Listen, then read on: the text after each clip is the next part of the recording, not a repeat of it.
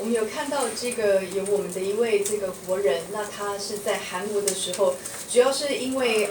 他在当时没有办法支付相关的隔离费用，所以是遭到这个遣返哦。那这个韩国的相关的单位呢，它是事发之后立刻执行相关的这个遣返的作业哦。那这位当事人在韩国的期间，并没有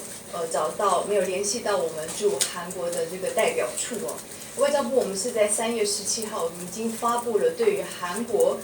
全境的一个旅游警示是红色的，所以呢，我们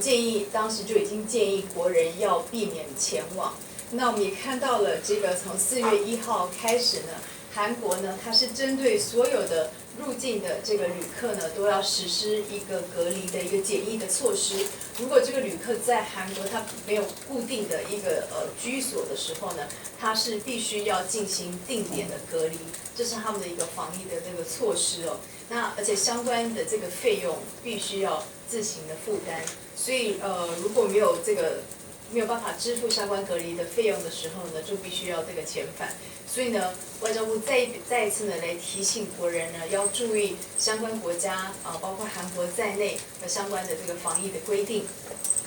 另外是，如果国人在海外旅游遭遇到急难有需要协助的时候呢，请